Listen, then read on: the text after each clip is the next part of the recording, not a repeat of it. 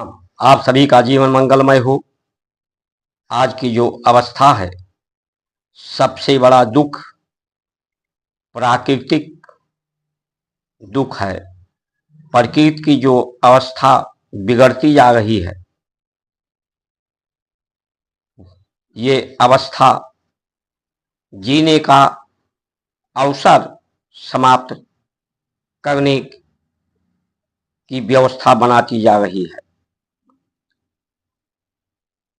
इस प्राकृतिक दुख होने से ही शारीरिक दुख होता है और आर्थिक दुख होता है। ये जो तीन दुख हैं, इन दुखों से बचाने का काम, दुखों का समाधान, जीवन का सार्थक बनाने का जो उक्ति है, वही सतही ज्ञान है, धरा का ज्ञान है, सत्यवर्त का ज्ञान है। सतही ज्ञान लोगों के पास इस समय नहीं है। दुनिया भर की निरर्थक जीवन को करने वाले, जिनके अर्थ को जानने की जरूरत ही नहीं है, उस अर्थ को लोग जानने की तरफ ज्यादा जिज्ञासा लोगों में हो रही है। इसलिए इस दुखों से हम कैसे बच सकते हैं, जीवन को कैसे सार्थक कर सकते हैं, इसके लिए इस वीडियो को पूरा देखिए। देख करके subscribe, like, share, follow, comment करके अधिक से अधिक लोगों तक पहुंचाइए और इस पर एक सहमति बनाइए।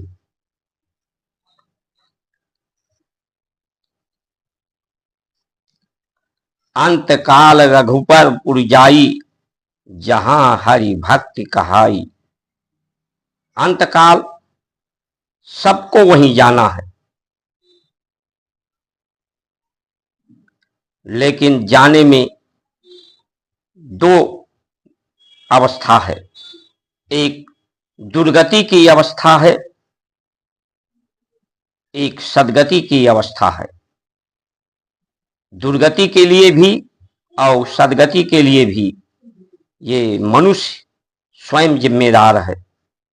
ये निर्णय मनुष्य के हाथ में है कि उसे सद्गति चाहिए, उसे स्वर्ग चाहिए, उसे शांति चाहिए, उसे सुख चाहिए या स्वस्थ रहना है। ये दूसरों के हाथ में नहीं है, आपके हाथ में है। आप का नेतृत्व कौन कर रहा है, नेतृत्व भी तो आप ही तय करते हैं। आपके नेतृत्व के हाथ में है।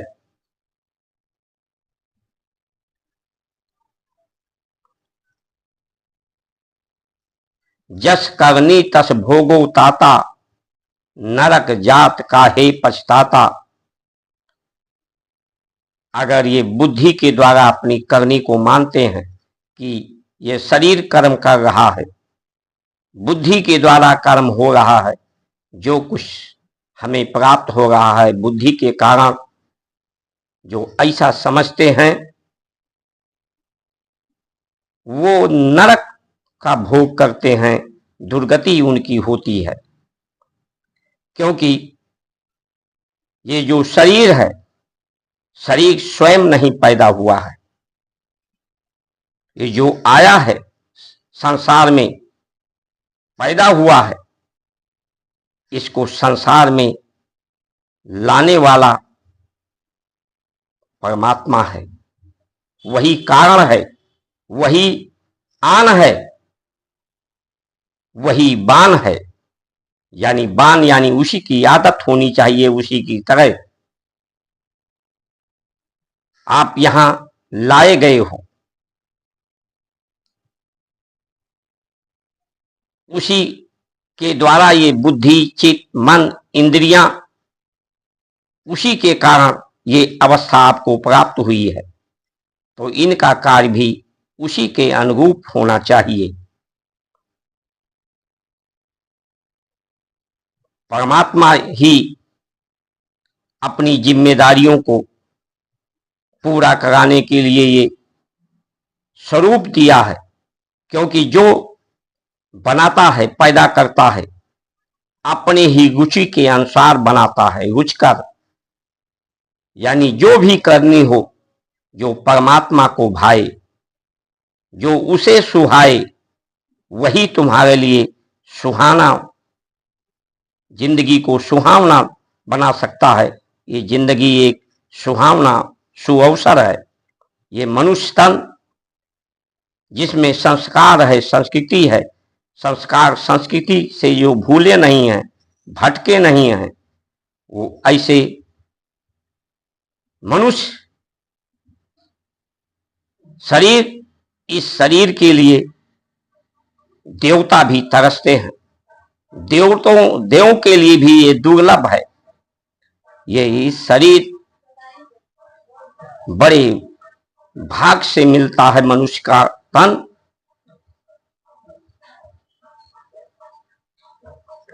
ऐसा ये तन है, ऐसा ये शरीर है कि इस तन में, इस तन को धारण करने के लिए परमात्मा भी की इच्छा होती है। लेकिन जब यही तन अपनी आन को, अपनी बान को नहीं समझता, तो यही शरीर अधम शरीरा, ये शरीर अधम हो जाता है। जो इसे नहीं जानना चाहिए, जो इसे नहीं करना चाहिए, वही करता है और ये शेष रह जाता है, श्रेष्ठ नहीं हो पाता। जीवन एक श्रेष्ठ शेष है, इच्छाएं शेष हैं, कुछ जानने की, कुछ पाने की, कुछ करने की। ये एक भ्रम की अवस्था है। ये भ्रम जन्म के समय जो पीड़ा हुई है, उस पीड़ा के कारण ये भ्रम पैदा हुआ है। इसीलिए इसे स्मृति कहते हैं, संस्कृति कहते हैं, उसे पुनः स्मरण कराने के लिए कि मैं कौन हूं। हर मनुष्य, पूरा जगत उसी परमात्मा के द्वारा पैदा किया गया है, लाया गया है। तो ये उसी के अनुरूप है, उसी के अनुरूप कार्य करने के लिए है।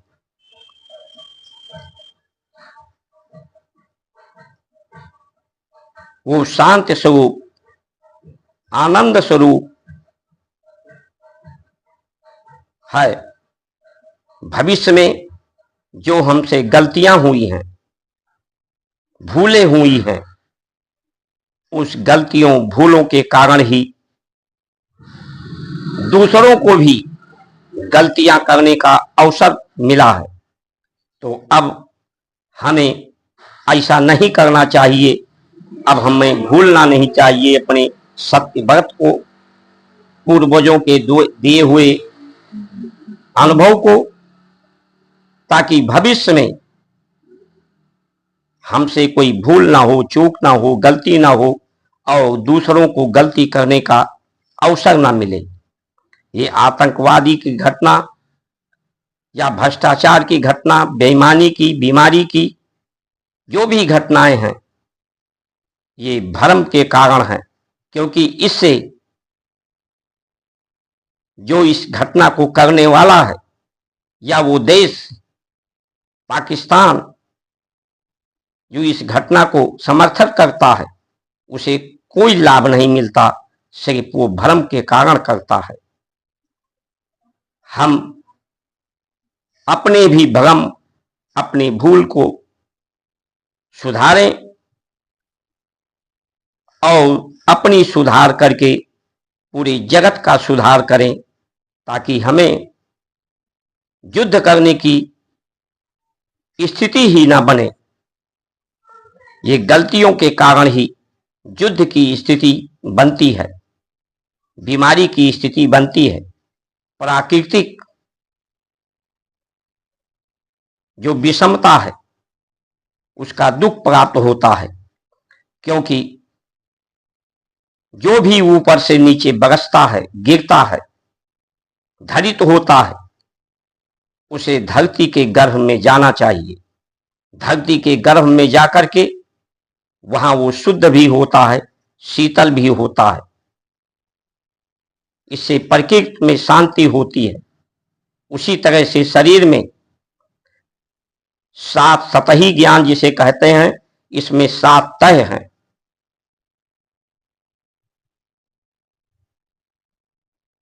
उसी तरह से धरती के को लेकर के ऊपर 7 तह हैं। वो धरती की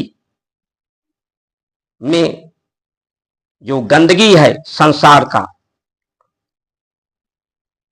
वो गंदगी धरती में मिले। वो धरती तत्व का अंश है, जिसका अंश है वो उसी में अर्पित हो।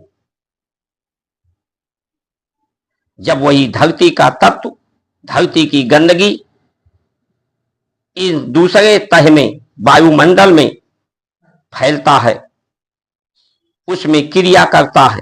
क्योंकि जो कुछ भी पैदा हुआ है अग्नि से पैदा हुआ है। जल में भी अग्नि का अंश है, वायु में भी है, आकाश में भी है, सब में अग्नि का प्रभाव है, अग्नि का अंश है। जब वो ऊपरी तह पर क्रिया करते हैं, गति करते हैं, तो ये गर्मी, प्राकृतिक गर्मी बढ़ती है। वही जब शरीर के अंदर मल जमा होते हैं तो शरीर के अंदर बीमारियां बढ़ती हैं। जो बुखार होता है, बुखार इसीलिए होता है कि शरीर के अंदर गर्मी हो, रोम छिद्रों से पसीने के माध्यम से वो गंदगी बाहर निकल जाए।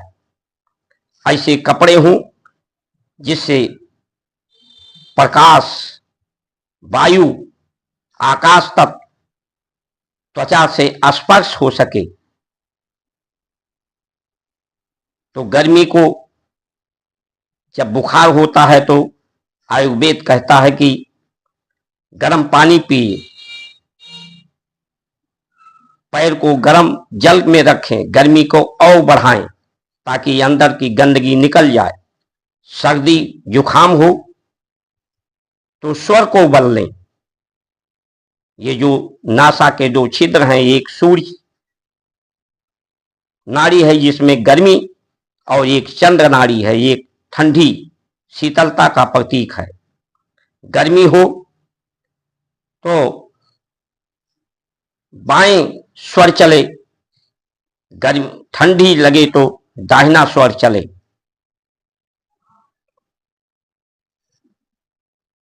इसी तरह से सर्दी है, जुखाम है, फोड़ा फुंसी है, गंदगी जब होती है शरीर के अंदर, दर्द होता है शरीर के अंदर, जब गतिरोध होता है तो ये क्रियाएं होती हैं।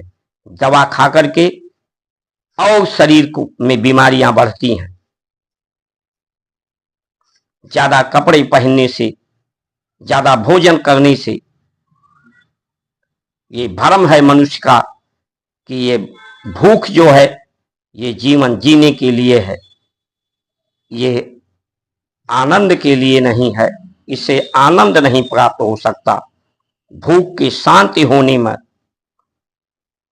ही आनंद प्राप्त होता है। शहर की जो मल कचरे हैं, गंदगी है,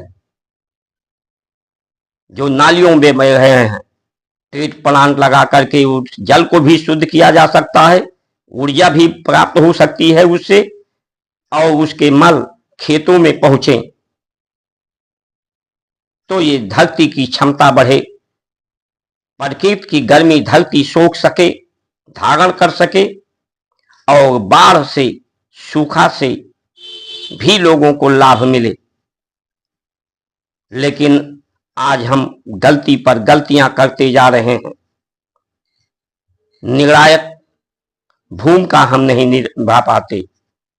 ये जो पृष्ठभूमि है, ये रंगमंच है, संसार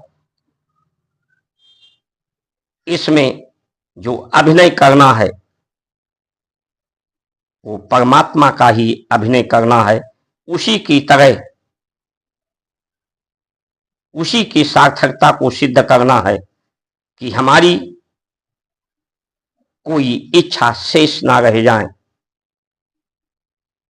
क्योंकि जिसे हम जानना चाहते हैं, हमारे ऋषियों ने, मनीषियों ने जितना जानना था सब जान लिया, जो कुछ करना था कर लिया। जो जीवन के अर्थ सार्थक का पर्याय यही होता है, संत विचेत करें तो सही अर्थ, सत्य का सही अर्थ, जीवन का सही अर्थ, संसार में आने का सही अर्थ, जो संसार में लाया है उसका सही अर्थ, सही प्रयोग ही सार्थक है।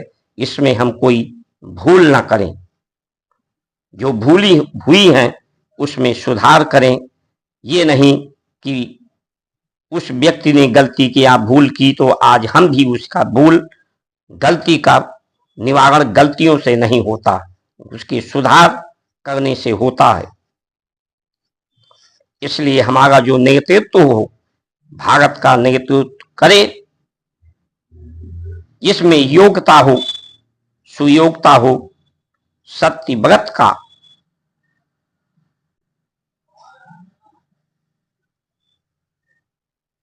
जिसके जीवन में कुछ शेष ना हो, जो समझ सका हो कि मैं ही सर्वज्ञ हूं, सर्वत्र हूं, सर्वशक्तिमान हूं, वही न्याय कर सकता है। परमात्मा को जो प्रिय है, जो भाता है, वो न्याय प्रियता है, शांत प्रियता है, सबकी समानता की व्यवस्था है। भेदभाव, मतभेद, विसंगतियों को परमात्मा को नहीं भाता। इसलिए जो परमात्मा को भाए, उसे सुहाए, उसी के तरह से, उसी के हम स्वरूप हैं, तो उसी के अनुरूप हम कार्य करें और उसकी आन ना जाने पाए। जान भले ही चली जाए, अगर ऐसी विदेश के लोग, दूसरे लोग जो गलतियां कर रहे हैं, आज भारत में जो गुलामी के समय अमेरिका और मुगल की विचारधारा था, जो व्यवस्था था, आज भारत के लोग जो हिंदू कहने वाले आज उसी विचारधारा से प्रेरित हैं। यहाँ की व्यवस्थाएं उसी से प्रेरित हैं। इसलिए आज उसे विश्वास होता है, अमेरिका जैसा दखल दे पाता है, क्योंकि आज हमारी विचारधाराएं उसी से हैं। पाकिस्तान मुगल विचारधाराओं से प्रेरित है, उसे विश्वास होता है कि हमारी ही विचारधारा के लोग भारत में हैं। हिंदू की अपनी जो विचारधारा है सत्य की, उससे लोग भूले भटके हैं, उससे विचलित हैं, बटे हुए हैं। तो हम प्रयास करके, जो हमारे पूर्वज पूरे भारत पर राज करते थे, आज वहां का मुसलमान को अपने समर्थन में लेकर और हिंदुओं के बटे होने का फायदा लेकर हम पुनः अपने राज स्थापित करें। यही सोच अमेरिका का है। हमारे भूले भटकने, गलतियों के न सुधार के कारण, क्योंकि आज हमारी शिक्षा व्यवस्था, न्याय व्यवस्था, स्वास्थ्य व्यवस्था, संवैधानिक व्यवस्था, जितनी व्यवस्थाएं हैं उसी से, या तो मुगलों से और अंग्रेजों से प्रेरित हैं, सत्य से प्रेरित नहीं है। इसीलिए सुधार करने की आवश्यकता है। नहीं सुधरे तो जीवन बहुत दिन नहीं बचेगा। न्यूक्लियर का लोग धमकी देते हैं, जो हमारे ऋषियों ने हमें मार्ग बताया है। अगर हम व्रत का पालन करें लंबे समय तक, तो ये न्यूक्लियर बम भी भारत का कुछ नहीं बिगाड़ पाएगा, क्योंकि ये जब हम व्रत का पालन लंबे समय तक करेंगे तो ना हमें भूख लगेगी, ना हमें प्यास लगेगा, और जब ये भी नहीं होगा तो हमारी प्राण की गति भी न्यून हो जाएगी, गति भी नहीं होगी। रोम छिद्रों से हम जो ऊर्जा है उस ऊर्जा को सोख लेंगे, और अंधेरे कमरे में, डार्क कमरे में खिड़की दरवाजे को कंबल, काले कंबल से लगा करके ढक करके अंधेरा कर सकते हैं, जहां पर ना न्यूक्लियर बम प्रभावी होगा